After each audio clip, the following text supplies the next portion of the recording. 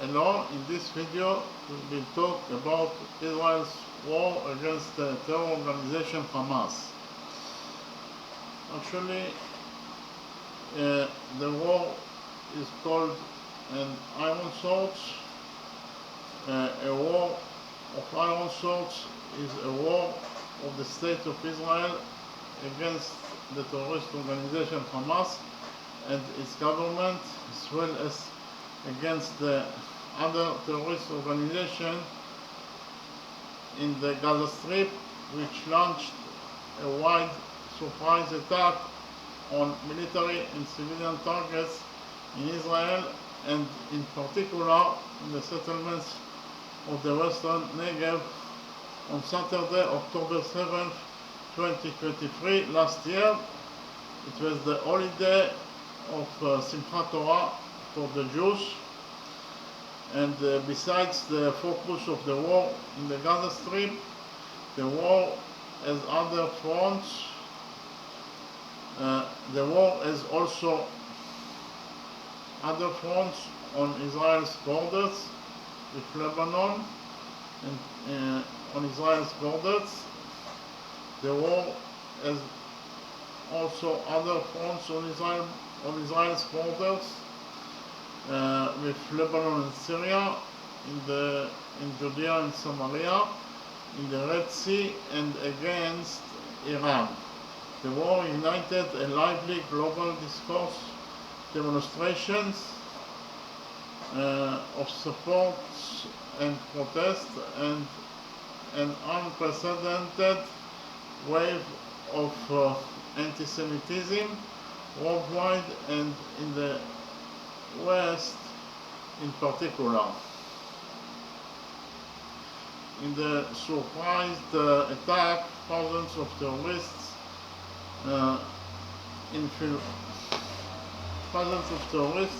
infiltrated the territory of Israel and massacred, raped, and systematically abused the civilian population. Some of the citizens in the communities that were attacked remained besieged in their homes and fought for their lives with the members of the standby units for long hours without military assistance. This day was the deadliest for Jews since the Holocaust. In addition, the terrorists kidnapped 251 people, including soldiers and female soldiers, Israeli citizens and foreigners, to the Gaza Strip. Following the attack, the State of Israel declared war on the Hamas terror organization and set two goals for the war. The first goal was the elimination of Hamas military infrastructure, and the second goal was the removal of its rule in the Gaza Strip. Then a third goal was added, the return of the kidnapped, the return of the hostages. The IDF mobilized over 360,000 soldiers into the reserves, the largest reserve mobilization in the country's history, and thousands of civilian vehicles. With the beginning of the war, Israel evacuated 29 settlements in the Gaza envelope. Residents of 22 settlements in the northern Israel received a recommendation from the authorities to evacuate, following fears that an organization Hamas terrorism will also intensify its attacks. Israel has evacuated approximately 80,000 residents from settlements 2 kilometers from Israel-Lebanon border, and they remain deserted except for IDF soldiers and standby units.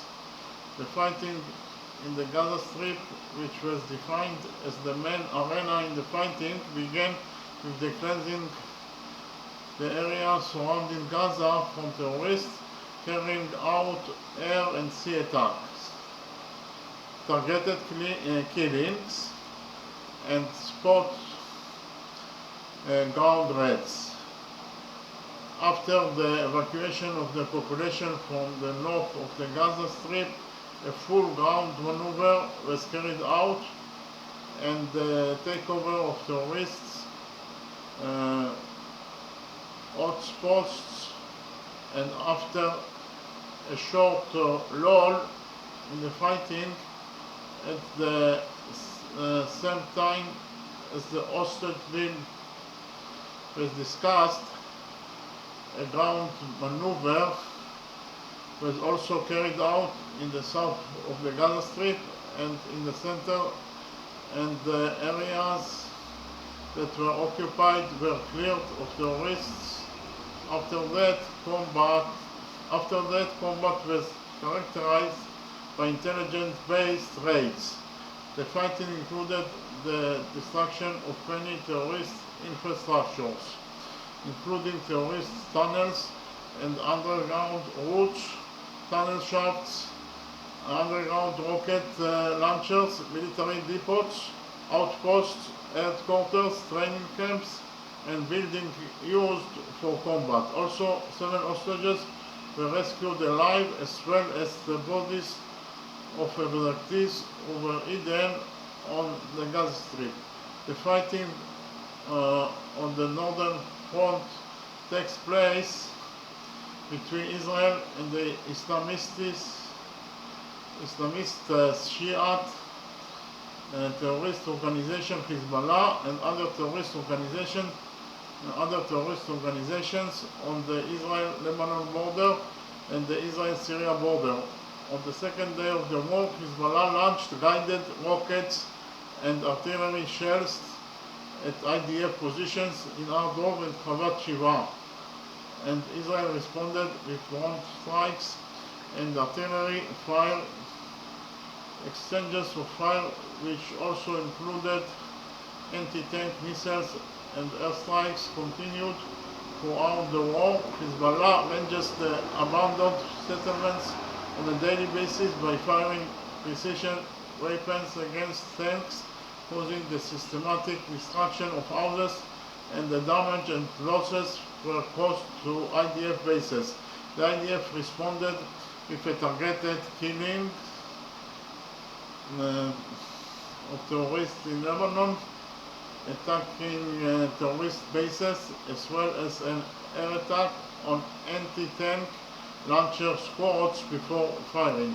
About 94,000 residents of South Lebanon were evacuated from their homes, and much destruction was caused to the settlements and agriculture in South Lebanon.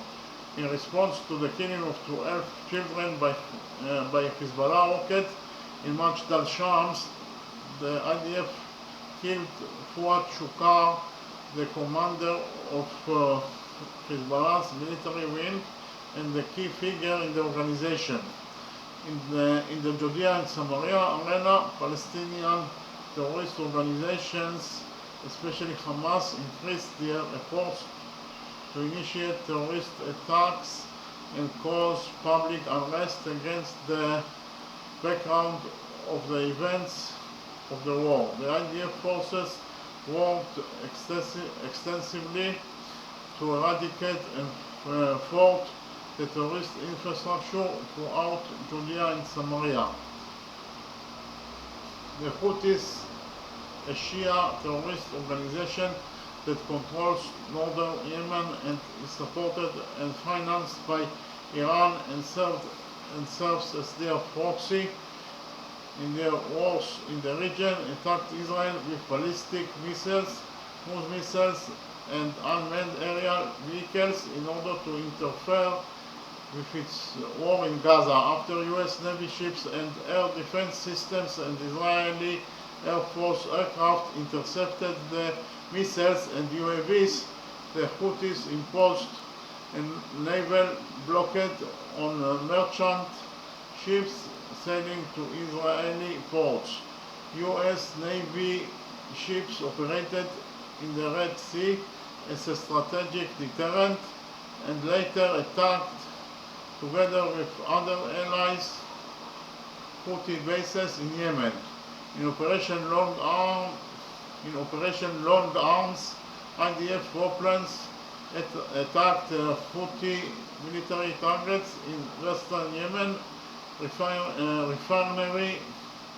refinery facilities, fuel depots, power plants, and warehouses for drones and missiles.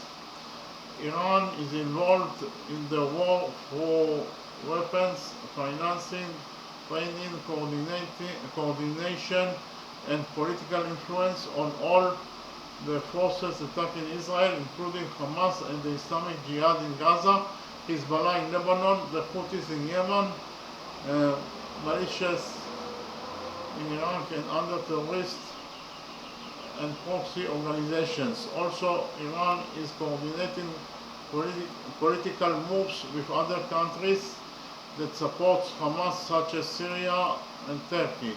Israel carried out an airstrike on the building of the Iranian consulate in Damascus and succeeded in assassinating Mohammad Reza Zaidi, commander of the Quds force in Syria and Lebanon, and a senior member of the Islamic Revolutionary Guard Corps. In response, Iran attacked Israel directly for the first time in its history and was very successfully restrained thanks to international military cooperation. Israel responded by attacking military facilities of the Revolutionary Guards in Isfahan and Natanz. Even at the time of its existence, the war is considered one of the largest of Israel's wars, both in length, in the extensive damage to the Israeli home front, and in the highest number of combat fronts since the War of Independence. So we can summarize and say that Israel war against the terror organization Hamas is an armed conflict between Israel and Hamas, and also other terror organizations in the Gaza Strip, that is to say the Islamic Jihad,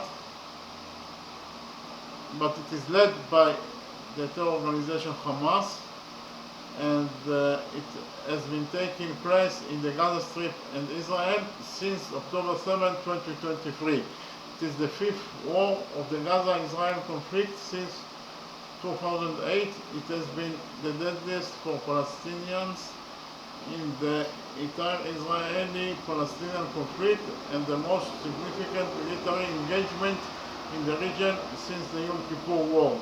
The war began where Hamas-led militant groups launched a surprise attack on Israel on October 7th, which involved a rocket barrage and a few thousand militants breaching the Gaza-Israel barrier and attacking Israeli civilian communities and military bases. During this attack, 1,139 Israelis and foreign nationals were killed, including 815 civilians. In addition, 251 Israelis and foreigners were taken captive into Gaza with the stated goal to force Israel to release Palestinian prisoners. Hamas said its attack was in response to Israel's continued occupation, blockade of Gaza, and expansion of settlements, as well as alleged threats to Al-Aqsa Mosque and the general plight of Palestinians. After clearing militants from its territory, Israel launched one of the most destructive bombing campaigns in the modern history and invaded Gaza on October 27th with the stated objectives of destroying Hamas and freeing hostages. Since the start of the Israeli operation, more than 40,000 Palestinians in Gaza have been killed. Half of them were terrorists, so that is to say 20,000 terrorists were killed in Gaza since the start of the war from October 7th last year. Israel tightened blockade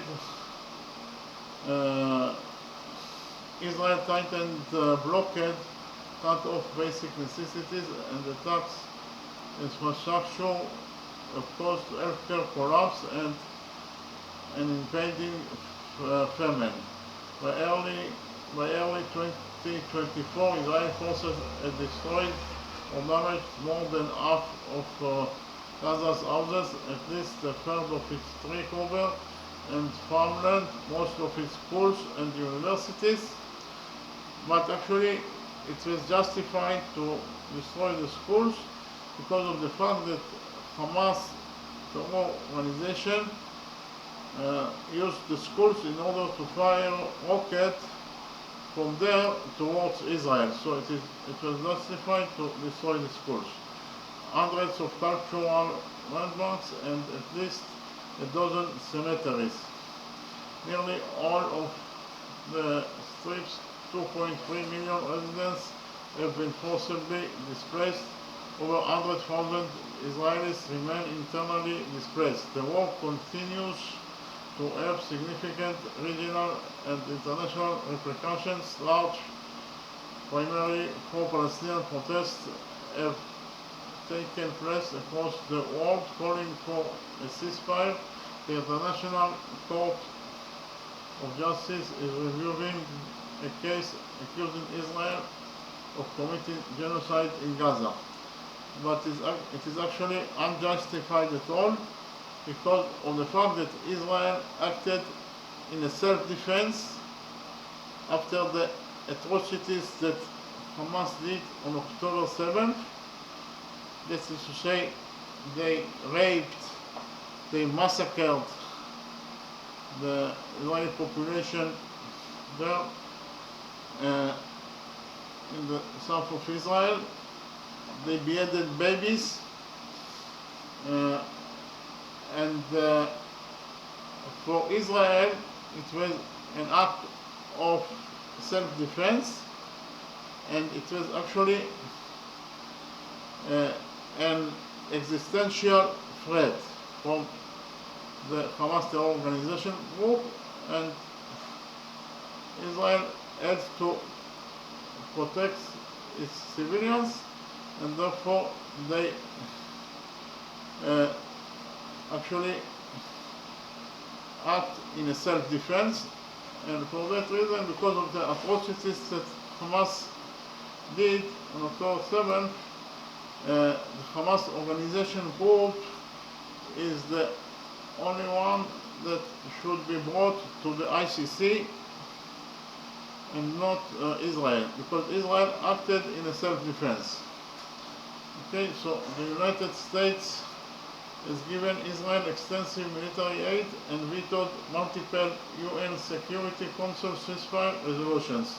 Meanwhile, the axis of resistance has engaged with its groups attacking American military bases in the Middle East. The Yemeni Houthi movement attacking commercial ships allegedly linked to Israel, including US-led military response and the ongoing exchange of strikes between Lebanon's Hezbollah and Israel, risking the eruption of another full-scale war. Okay, thank you very much.